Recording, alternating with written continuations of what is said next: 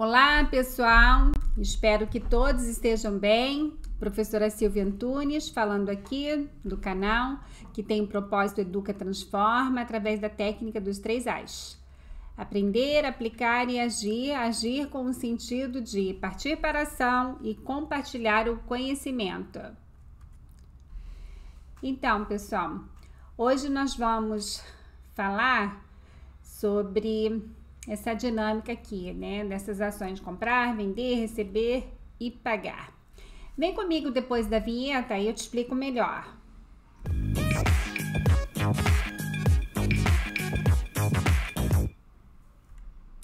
Pessoal, nessa jornada de aprendizagem, eu quis trazer esse conhecimento para complementar o que estamos falando sobre finanças. Então, esse é o tema de hoje, ok? Vamos falar de fluxo de caixa. Fluxo de caixa com uma visão gerencial dinâmica, né? O que envolve todo esse movimento, né? Exatamente o que eu falei: comprar, vender, receber, pagar, enfim, toda essa dinâmica que envolve o fluxo de caixa. Também tem ações importantes aqui, olha: planejar, executar, controlar e agir, para que o fluxo de caixa tenha a sua sustentabilidade, né? É importante para que o negócio funcione com o seu caixa em dia, né? Então, vamos na sequência. Aqui eu trouxe esse exemplo didático que tem essa coluna aqui, olha, de data, de 1 a 7, coluna de saldo inicial, entrada, saída, saldo final. Aqui as operações são bastante simples, são de adições e subtrações. Eu tenho uma entrada inicial aqui de 5.000 e uma nova entrada de 650, então formou um saldo de 5.650. No dia 3 eu tive uma saída de recursos 2.750 e formou um saldo de 2.900. E assim por diante até o final do período para apurar o saldo final, ok? Bem, o fluxo de caixa. Fluxo de caixa é uma das ferramentas essenciais para uma boa gestão operacional. Ele é utilizado para controlar as movimentações financeiras e é base para elaborar um cenário estimado para as finanças do negócio. Nós falamos já de finanças pessoais e aqui estamos complementando com finanças para empresas, ok? Então, a estrutura do fluxo de caixa, ela se apresenta da seguinte forma: o caixa inicial, as movimentações de entrada e saída com eventos já realizados, que vai formar o caixa disponível. E esse caixa, ele é afetado por operações de contas a receber e contas a pagar que são previstos, porque ainda vai receber e ainda vai pagar. E assim vai formar um saldo positivo, que a gente pode considerar como uma sobra, ou saldo negativo, que pode ser uma necessidade, ok? Então, essa é a estrutura do fluxo de caixa. O que nós temos, então? Nós temos educação financeira em ação, ok? Precisamos estar atentos às operações, de onde vem o recurso, para onde vai, e controlar esse recurso é de extrema importância, ok? Assim também como é necessário haver uma organização. Então, o controle, ele deve ser por data, né? Entradas e saídas, de preferência diariamente e no mínimo por mês. Quais os movimentos que tem no fluxo de caixa? Então, entradas são as receitas realizadas geram entradas de dinheiro no caixa. Já o contas a receber são as receitas ainda não realizadas dão origem para as entradas de dinheiro previstas para o caixa.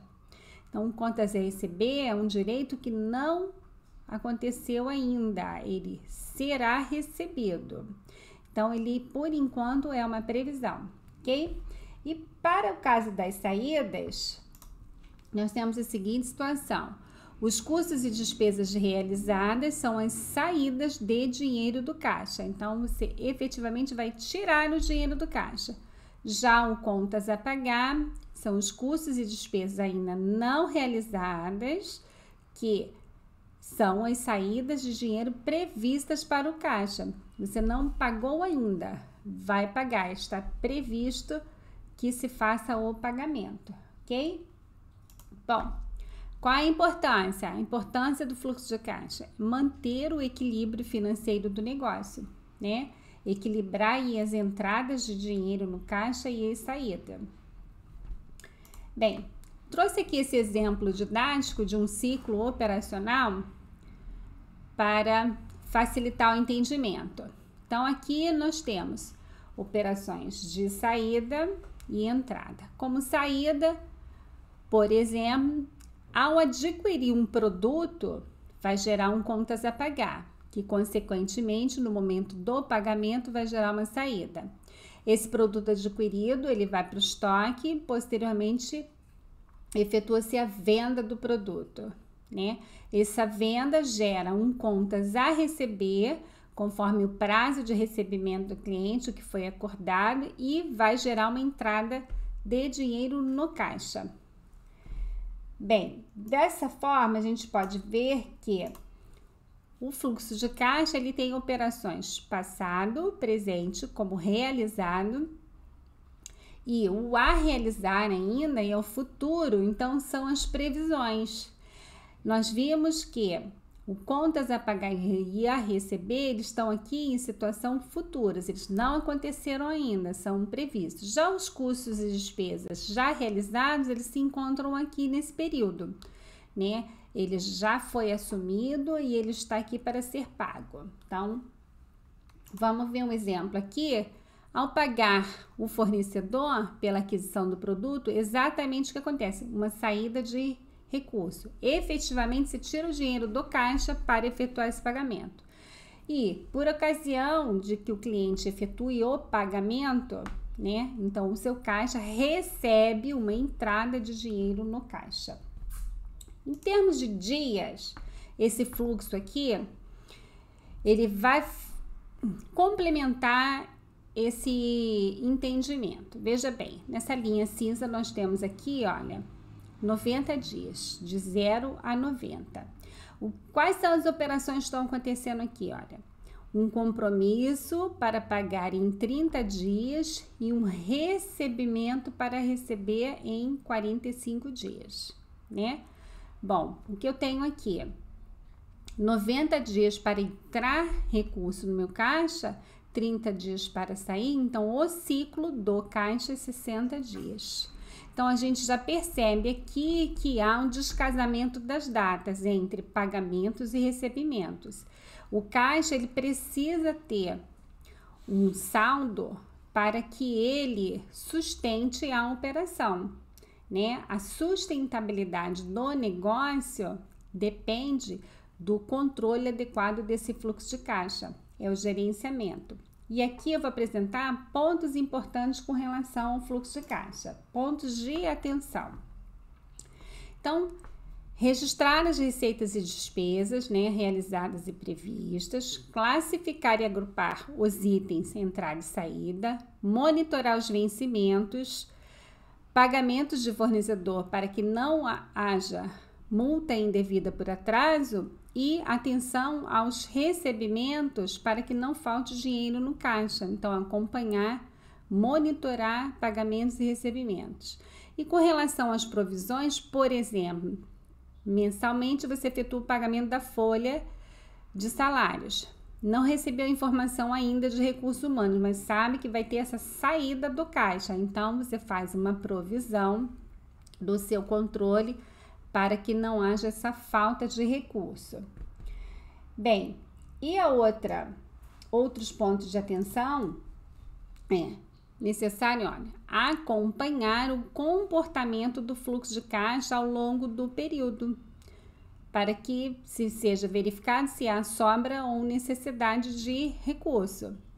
Decidir o que fazer com esse resultado, né? Se vai investir, fazer uma aplicação financeira ou se necessita captar dinheiro no mercado, seja em um empréstimo de capital de giro, uma decisão que precisa ser tomada. E a adequação de prazos é com relação ao pagamento de fornecedor. Pode ser que você precise em algum momento solicitar uma prorrogação de prazo de pagamento ao fornecedor. O cliente, por sua vez, também ele pode solicitar uma postergação de prazo para efetuar o pagamento. Então, o seu caixa vai ficar descasado entre o pagamento ao fornecedor e o recebimento do seu cliente. Então, tem que estar adequando esses prazos conforme a rotina do dia. Então, a gente quer dizer o seguinte: o fluxo de caixa ele precisa ter uma visão gerencial dinâmica, né? Ele precisa estar ali atento ao quê? Ao planejar, ao executar, controlar e agir. Então, ter uma ação sobre esse fluxo de caixa que envolve passado, presente e futuro. E a nossa jornada de hoje, eu trouxe essa frase do Peter Drucker para ilustrar. A única coisa que sabemos sobre o futuro é que este será diferente. Então, se fazendo planejamento, a gente já tem assim os percalços, né? Já tem alguns eventos não previsíveis, imagine não fazendo o controle, né? Então, é necessário ter atenção, planejar o fluxo de caixa, executar, controlar e agir é de suma importância. Esse era o recadinho que eu tinha para hoje. Obrigada pela audiência, conto com a sua audiência também para os próximos vídeos do canal. Peço que dê o seu like, compartilhe esse vídeo, fortaleça o canal, me ajude e ajude outras pessoas também, ok?